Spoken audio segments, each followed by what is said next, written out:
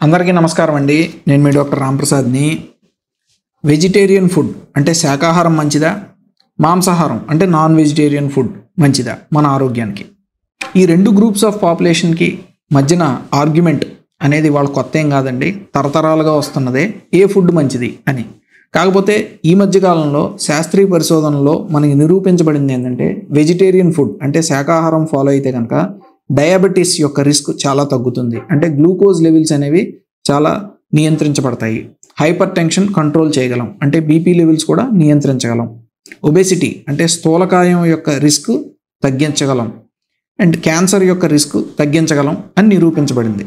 కాకపోతే ఎముకలు కీళ్ల సమస్యలకి, అంటే ఎముకలు బలంగా ఉంటాయా, కీళ్ల నొప్పుల్ని నివారించగలమా, ఈ బోన్ అండ్ జాయింట్ హెల్త్కి వెజిటేరియన్ ఫుడ్ అంటే శాకాహారం మంచిదా, మాంసాహారం అంటే నాన్ వెజిటేరియన్ ఫుడ్ మంచిదా?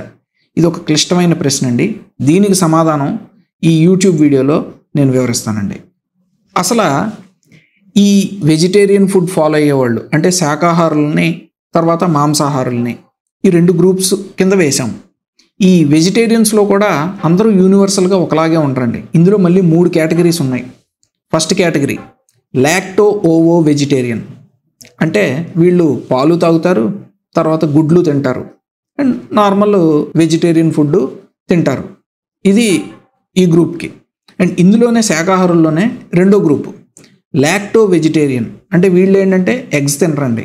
లాక్టో వెజ్ అంటే ఓన్లీ డైరీ ప్రోడక్ట్స్, అంటే మిల్క్ తీసుకుంటారు, ఆల్ వెజిటేరియన్ ఫుడ్ తీసుకుంటారు.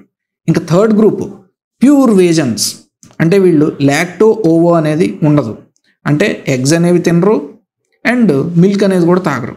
సో ఈ వేజన్స్ అనేవాళ్ళు ఈ వెజిటేరియన్లో 3వ కేటగిరీ అనమాట. ఇంకా మాంసాహారులకు వస్తే నాన్ వెజిటేరియన్స్లో జనరల్ ఏంటంటే చికెన్ తింటూ ఉంటారు, మటన్ తింటూ ఉంటారు, అండ్ ఫిష్ తింటూ ఉంటారు. కామన్ కేటగిరీ, వీళ్ళలో పెద్ద డిఫరెన్సెస్ ఏమి ఉండవండి. అండ్ ఈ వెజిటేరియన్ ఫుడ్కి నాన్ వెజిటేరియన్ ఫుడ్కి మన ఎముకలు కీళ్ల సమస్యలకు వస్తే కనుక ఏది మంచిది అనేది ఎలా నిర్ధారిస్తాము అని అంటే కొంచెం బేసిక్ సైన్స్ తెలుసుకోవాలండి.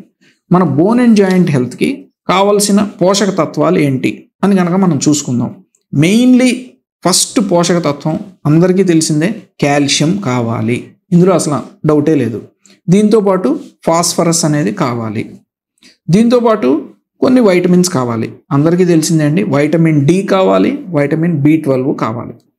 అండ్ దీని తర్వాత వచ్చే కొంచెం మైనర్ రోల్, అంటే కొంచెం లెస్ రోల్ వచ్చేది మైక్రో న్యూట్రియంట్స్, అంటే కొంచెం తక్కువ మోతాదులో కావాలి. కాకపోతే ఇవి కూడా కావాలి. అవి ఏంటి అంటే ఐరన్ కావాలి, మెగ్నీషియం కావాలి, పొటాషియం కావాలి, తర్వాత కాపర్ కావాలి, జింక్ కావాలి. సో ఇప్పుడు ఒక్కొక్క పోషక తత్వాన్ని మనం పరిగణనలోకి తీసుకుని వెజిటేరియన్ ఫుడ్ బెస్టా, నాన్ వెజిటేరియన్ ఫుడ్ బెస్టా అనేది చూద్దాం. ఫస్ట్ వచ్చేది కాల్షియం. ఈ మనకి సైంటిఫిక్ స్టడీస్ ఏం నిరూపిస్తున్నాయంటే వెజిటేరియన్ డైట్ ఫాలో అయ్యే వాళ్ళకి కానీ నాన్ వెజిటేరియన్ డైట్ ఫాలో అయ్యే వాళ్ళకి కానీ ఏమాత్రం పెద్ద డిఫరెన్స్ లేదు అని చెప్తున్నారు. కాకపోతే ఇందులో ఒక చిన్న కిటుకు ఉందండి. వేజన్స్ అంటున్నాం కదా, అంటే వీళ్ళు కనీసం గుడ్డు తీసుకోరు, తర్వాత పాలు తాగరు, ప్యూర్ వేజన్ డైట్ ఫాలో అవుతూ ఉంటారు, వేగన్ డైట్. వీళ్ళలో కాల్షియం డెఫిషియన్సీ అనేది చూశారు. సో ప్యూర్ వేజన్ డైట్ ఫాలో అయ్యే వాళ్ళకి కాల్షియం డెఫిషియన్సీ అనేది వస్తుంది. అండ్ నెక్స్ట్ ప్రోటీన్ ఇంటేక్, అంటే మన శరీరంలో బిల్డింగ్ బ్లాక్స్ అండి ప్రోటీన్స్ అనేవి. ఇవి కనుక లేవనుకోండి మన ఎముకలు ఏమాత్రం బలంగా ఉండవు, అండ్ మన జాయింట్స్లో కదలికలు అంత బాగోవు, అండ్ జాయింట్స్లో కార్టిలేజ్ సపోర్టింగ్ మనకి ఇవ్వదు. ప్రోటీన్స్ అనేది మన బిల్డింగ్ బ్లాక్స్ అనమాట. సో ఈ ప్రోటీన్స్ అనేవి వెజిటేరియన్ ఫుడ్ ఫాలో అయినా, అంటే శాకాహారం ఫాలో అయినా, మాంసాహారం ఫాలో అయినా పెద్ద డిఫరెన్స్ ఏమీ లేదు. సో ఇందులో ఏమాత్రం డిఫరెన్స్ మనం చూడం.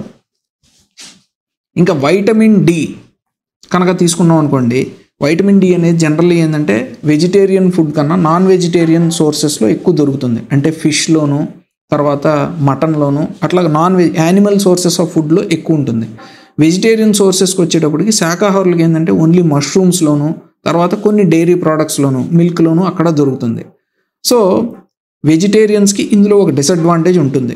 బట్ మనకు శాస్త్రీయ పరిశోధనలో చెప్తున్నది ఏంటంటే lacto ovo vegetarian or lacto vegetarian, అంటే పాలు తాగేవాళ్ళు కానీ గుడ్లు పాలు తీసుకునే వెజిటేరియన్స్ కానీ ఏమాత్రం వైటమిన్ డి డెఫిషియన్సీ ఉండదు.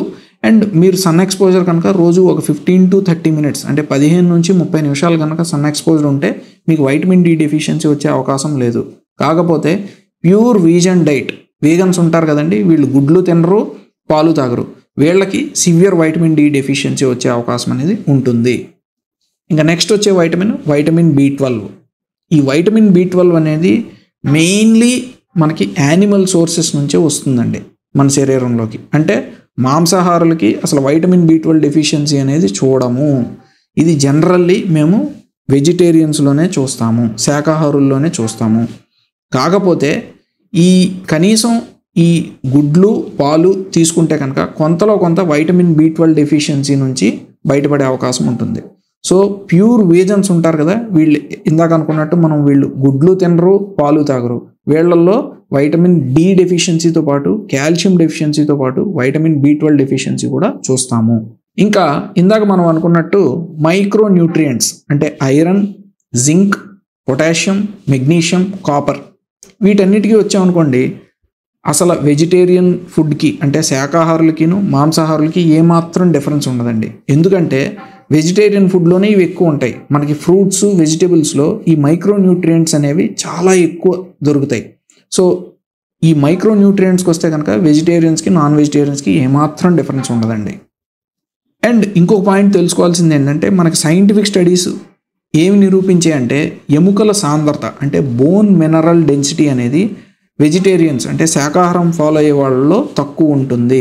ఇందులో ఏమాత్రం అనుమానం లేదు. కాకపోతే ఈ బోన్ మినరల్ డెన్సిటీ అంటే ఎముకల సాంద్రత తక్కువ ఉన్నంత మాత్రాన వీళ్ళకి ఎముకలు ఇరుగుతాయి అంటే ఫ్రాక్చర్స్ అవుతాయి అని మాత్రం ఎక్కడా నిరూపించడం జరగలేదు. అండ్ ఇంకొక పాయింట్ అండి, ఇలా వెజిటేరియన్ ఫుడ్ ఫాలో అయితే కనుక జాయింట్ పెయిన్స్ అంటే కీళ్ళ నొప్పులు కానీ కీళ్ళ అరుగుదల కానీ మోకాళ్ళ నొప్పులు కానీ పెరుగుతాయని కూడా ఎక్కడ ఏ శాస్త్రీయ పరిశోధనలో కూడా నిరూపించడం జరగలేదు. సో ఫైనల్గా ఏంటంటే ఎస్, ప్యూర్ వీగన్స్ అంటే వీళ్ళు పాలు తాగరు, తర్వాత గుడ్లు తినరు, ఇట్లా ప్యూర్ వీగన్స్కి కాల్షియం డెఫిషియన్సీ అనేది చూస్తాము, వైటమిన్ డి డెఫిషియన్సీ అనేది చూస్తాము, వైటమిన్ B12 డెఫిషియన్సీ అనేది చూస్తాము. కాకపోతే మీరు కనుక మీ డైట్లో కాల్షియం డెఫిషియన్సీని, vitamin D deficiency, vitamin B12 డెఫిషియన్సీని మీరు వెజిటేరియన్ డైట్ ఫాలో అవుతున్నా సరే మీరు తీసుకునే గుడ్లు వల్ల కానీ పాలు వల్ల కానీ చాలా వరకు కంట్రోల్ చేయొచ్చు. అండ్ మంచి ప్రోటీన్ ఫుడ్ అంటే మీరు సోయాబీన్స్ కానీ పప్పులు కానీ అట్లాంటివి తీసుకుంటే మాంసాహారులతో కంపారిజన్లో మీ ఎముకల యొక్క సాంద్రత అనేది పెంచుకోవచ్చు. సో ఫైనల్గా ఇలా వెజిటేరియన్స్ ఫుడ్ అంటే శాకాహారం మంచిదా మాంసాహారం మంచిదా అనే ప్రశ్నకి ఇంతవరకు సమాధానం అయితే ఎక్కడా లేదు. సో నేను చెప్పదలుచుకుంది ఏంటంటే మనం అన్ని పోషక తత్వాలని పరిగణనలోకి తీసుకుని ఒక బ్యాలెన్స్డ్ డైట్ కనుక ఫాలో అవుతే మన ఎముకలు బలంగా ఉంటాయి, కీళ్ళ నొప్పుల్ని నియంత్రించగలము. సో ఐ హోప్ ఈ వీడియో ద్వారా ఒక మెసేజ్ వచ్చి ఉంటుందండి. And thank you for watching our video. And మరో మెడికల్ టాపిక్ పైన నెక్స్ట్ వీడియోలో కలుద్దాం. అంటిల్ దెన్ బై మీ డాక్టర్ రాంప్రసాద్.